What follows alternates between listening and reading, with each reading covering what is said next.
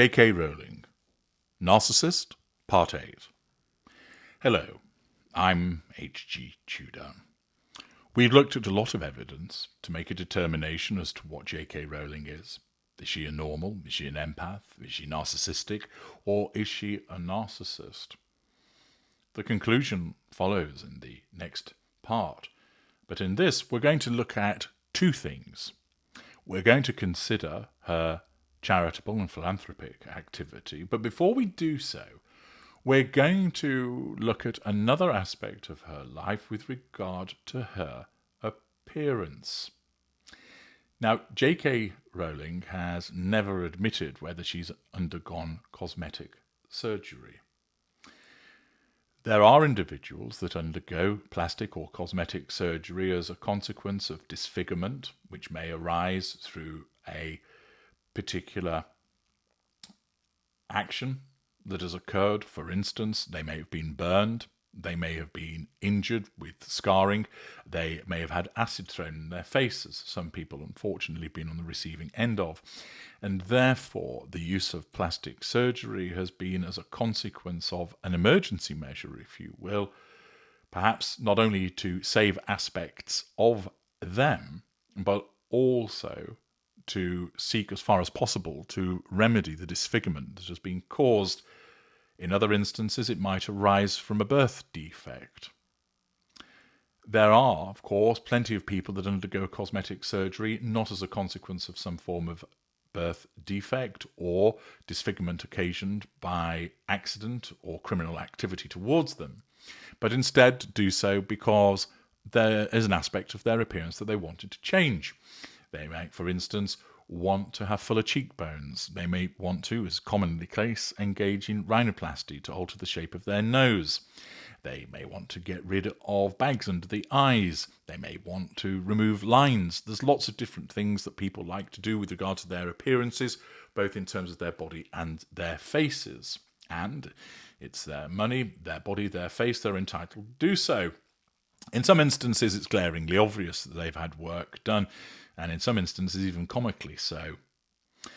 The act of undergoing cosmetic or plastic surgery to alter your appearance, whereby it's simply born out of wanting to look better, as opposed to disfigurement caused by a birth defect or as a consequence, as I mentioned, of, say, a criminal act towards somebody, is narcissistic. It doesn't make somebody a narcissist, but it is an act of vanity. Vanity is a narcissistic trait. Naturally, if, for instance, you had been teased about the size of your nose all through your childhood and you wanted to alter the size of your nose to make it smaller because that would help your self-esteem, although it's an act of vanity, it's not outrageously narcissistic. Somebody, of course, who has a lot of work done, for instance, let's say with a woman who has breast augmentation, a Brazilian butt lift, that she has a rib removed in order to make her waist thinner, that she has fillers in her lips, that she has undergone surgery where she might not quite look how she once did, indeed may not even be recognizable as a person that she once did, shows excessive amounts of vanity and might be the behavior of a narcissist. Now, as mentioned, J.K. Rowling has never admitted to undertaking cosmetic surgery. Yet, as you see on your screen, a number of images taken from when she was younger compared to more recently, you'll notice some differences. Some of this is clearly attributable to the wearing of makeup.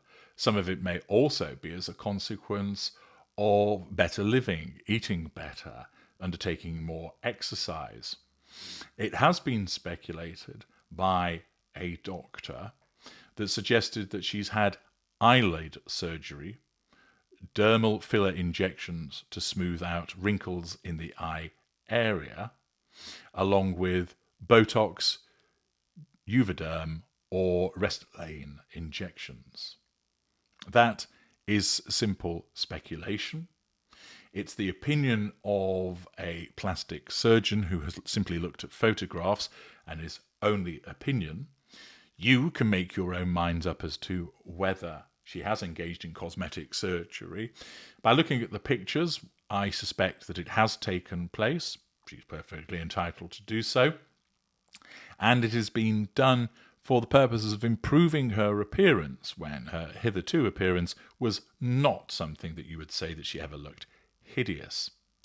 Instead, this has been done for reasons of vanity, and therefore that is a narcissistic trait, and something we need to keep in mind when we look at the whole of her behaviours when it comes to the issue of making a determination as to what she is. Although it's unconfirmed, the apparent use of cosmetic surgery by J.K. Rowling, which has also been suggested by an individual experienced in the field, supports the existence of that particular narcissistic trait of vanity. We now turn to the final aspect of J.K. Rowling's life, her philanthropy. She is a very rich woman as a consequence of her talent and ability, and is well placed as a consequence of the amount of money that she has earned to utilise that money in the pursuit of philanthropic ideals. The philanthropy that she is engaged in is reported in lots of different places, but I thought that a recent interview that took place between her and the Times newspaper last month provides us in one place with an excellent array of evidence to draw certain observations from. This is what the interview stated. J.K. Rowling was reading the Sunday Times in the summer of 2004 when a photograph stopped her in her tracks. There, in black and white, was a small shaven-headed boy, about 5 years old, his face pressed against the wire of what looked like a cage. My initial reaction was to turn the page, she says, sitting at her kitchen table amid the homely comforts of an Aga and duck egg blue shaker-style units.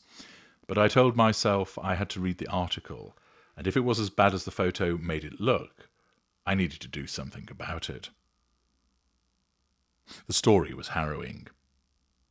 The screaming starts at 11 a.m. sharp each day in the basement of the Raby care home near Prague, the Sunday Times reported, after visiting one of the hundreds of inhumane and archaic orphanages that were a cruel remnant of Soviet rule. That is when a little boy called Vasek Konoptek is locked in his cage. For a brief period each morning, Vasek, who was disabled, no one knew his real age, was let out to be fed and washed, then forced back inside, his wails of anger and despair echoing through the building.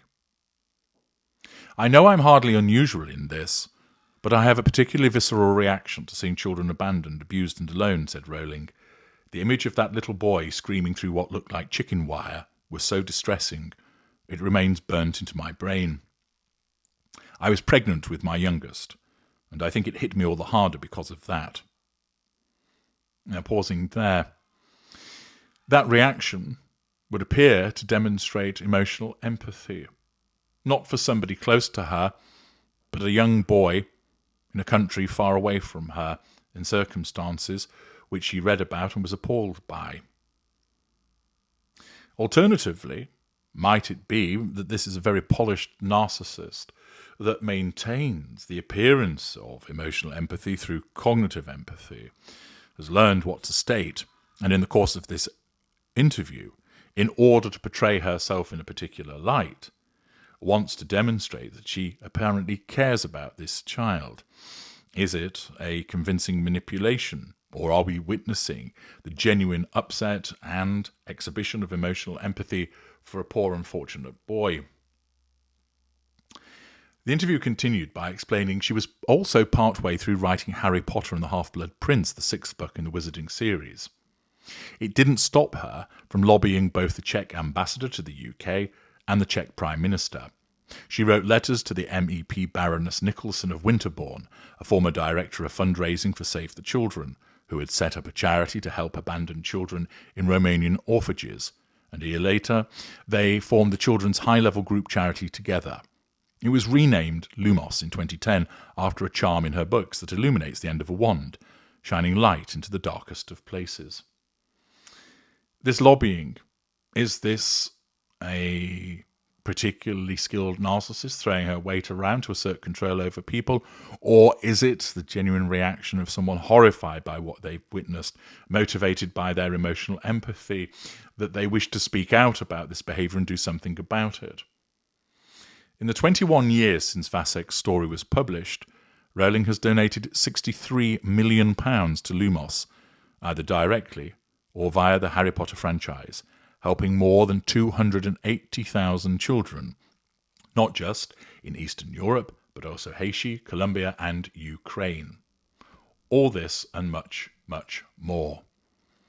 The Sunday Times calculates that Rowling has donated almost £200 million to three main causes: Lumos, the Volant Charitable Trust, and the Anne Rowling Regenerative Neurology Clinic.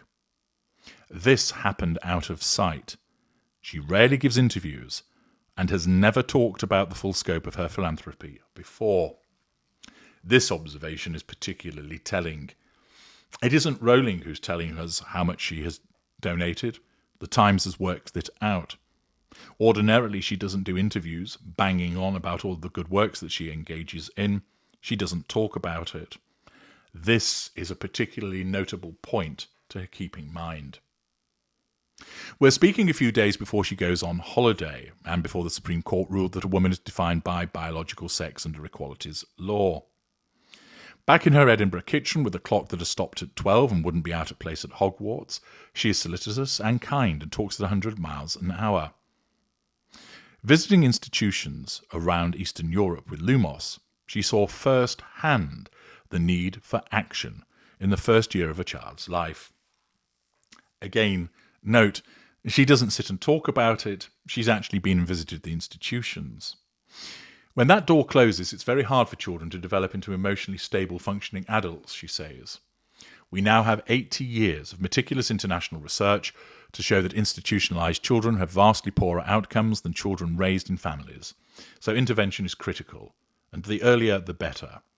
Neglect not only causes cognitive harm, it exposes children to a higher risk of abuse and exploitation.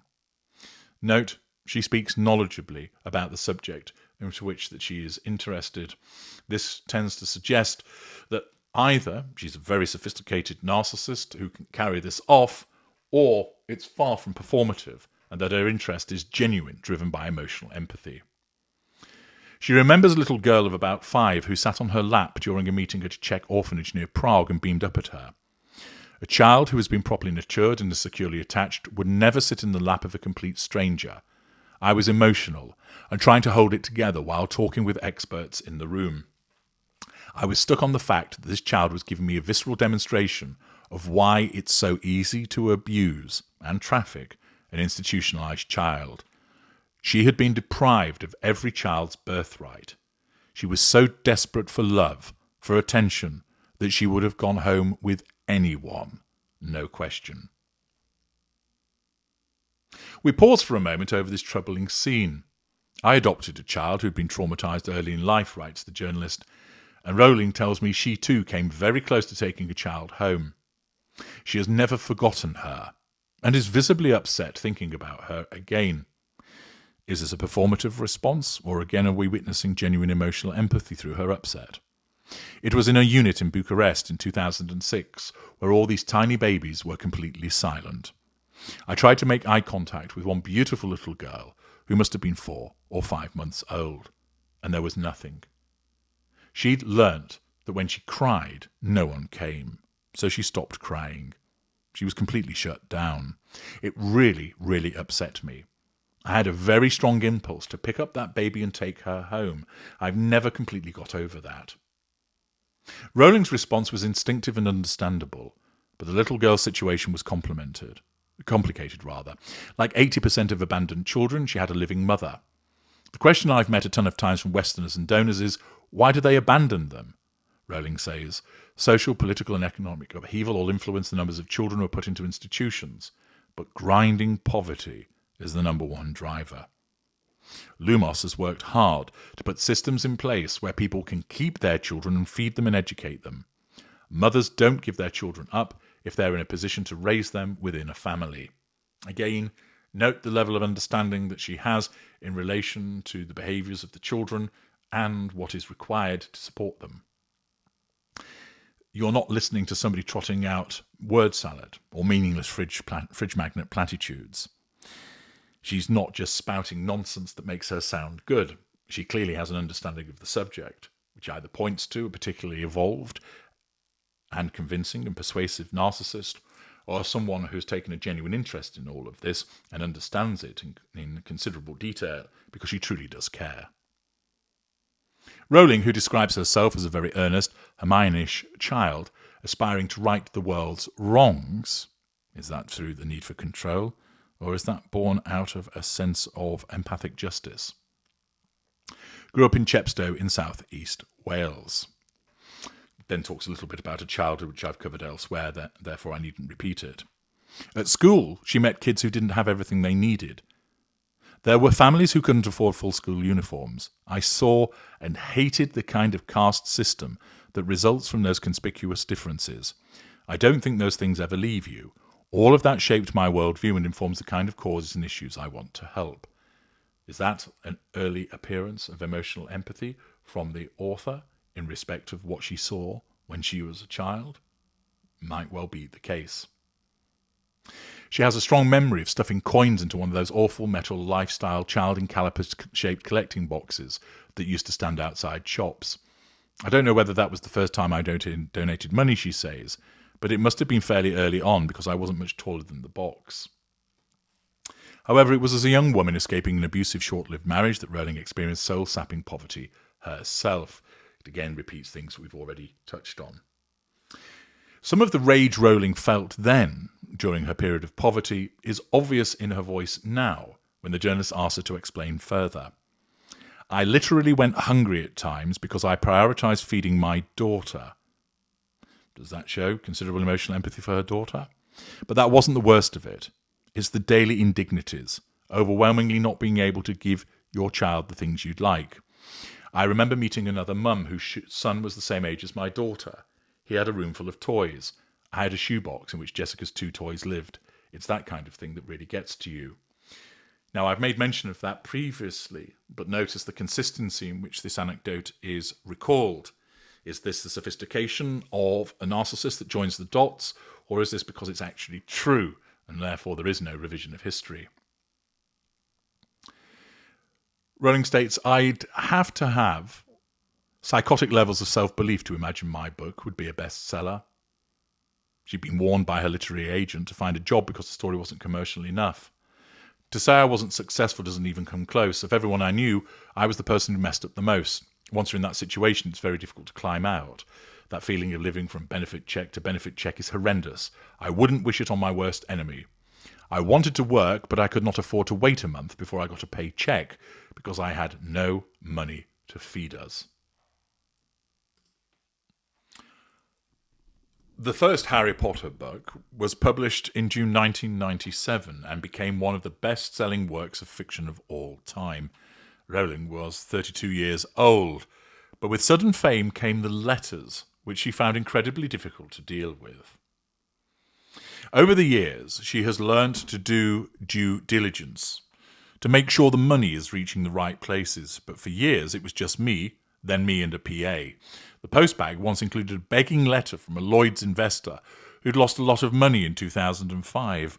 They told me how lucky I was to have grown up poor, so I'd never know the agony of losing a fortune, and asked me to give them money because they and their spouse could no longer afford to go to the opera. I quite understand if people think I'm making that up, but I've still got the letter somewhere. But most of the letters were not funny. Many were from women trying to escape violent and coercive men, asking for relatively small amounts of money. All genuine, and I was delighted to be able to help, she says.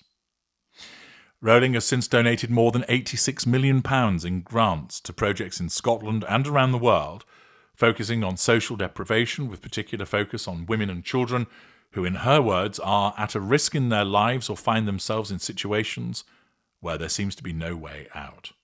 Volant, the first charity she set up in 2000, supports services for victims of sexual abuse, rape and domestic violence, as well as isolated and lone parents. Again, the establishment of a charity. Is this demonstrative of an individual with emotional empathy going above and beyond to help other people, or is it simply grandstanding of a narcissist? She has had to make judgments and decisions that felt overwhelming. I definitely got scammed a few times, she says, drinking from a mug of tea accompanied by a long chug on her vape. It must have been frightening, I suggest. It really was, she says. These days she rarely sees begging letters. We have a process to deal with them, because, honestly, they used to mess me up so much. Is that a pity play? Or is it the honest disclosure of somebody whose emotional empathy for people she didn't know was affected as a consequence of what she was reading? I'm the very last person you'll hear moaning about being suddenly wealthy, especially given the financial situation I was in just before it happened, she says. But it's true that life becomes full of dilemmas you never dreamt of having to deal with. The journalist asks her if she buys the big issue and if she tips young waiting staff generously. I do buy the big issue, and I've always tipped, but yes, the tips have got bigger. One heartrending letter from parents asking for money to fund surgery for their child sticks in her mind. She had just met Neil Murray, the doctor she married in 2001. I was so upset and disturbed by this letter. They'd included photographs and a lot of medical information that I showed it to Neil. That was his baptism by fire into this strange aspect of my life.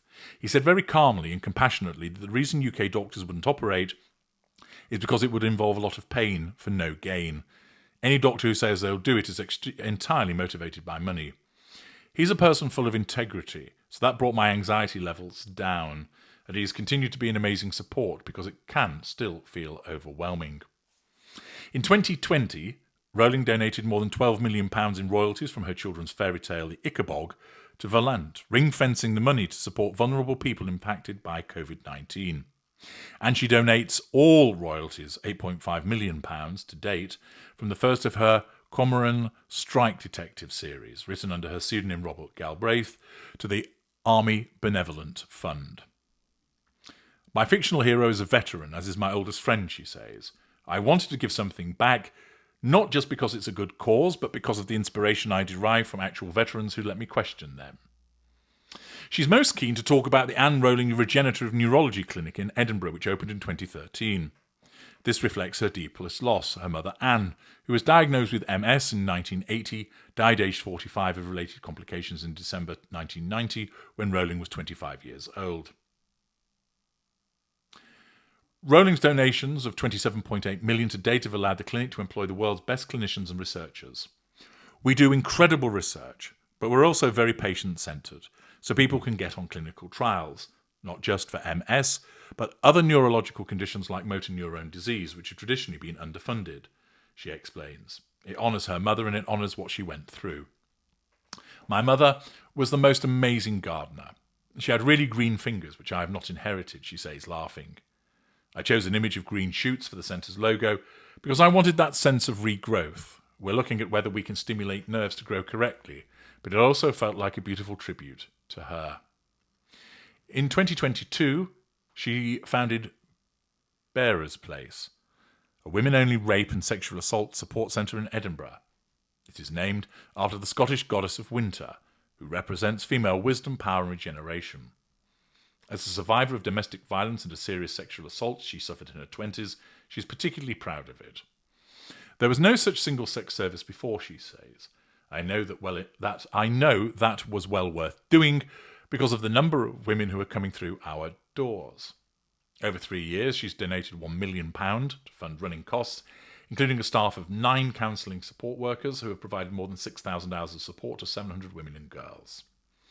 Lumos was successful in getting Vasek out of the Raby care home, though data protection laws prevent us from finding out what has happened to him. Social services in the Czech Republic have also been transformed.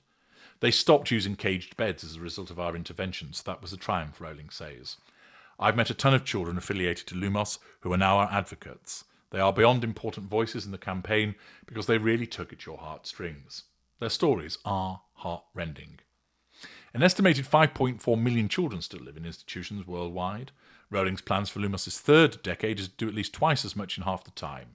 In 10 years' time, Lumos aims to have helped more than 500,000 more children and young people to thrive in safe and loving families, she says. Coming up to 30 years of Harry Potter, She says she isn't in the least bit interested in legacy. It has always seemed to me to be an entirely futile pursuit, trying to frame the way you're remembered after you're dead, she says. I care about now and the living. Honestly, all I ever think about with regard to death is that I hope it doesn't happen too soon, because I'd like to stay with my family as long as possible. Is this a well-cultivated article managing a very well-cultivated facade? Or is this a rare opportunity to learn more about J.K. Rowling, exhibiting what would appear to be considerable emotional empathy through her philanthropic ideals?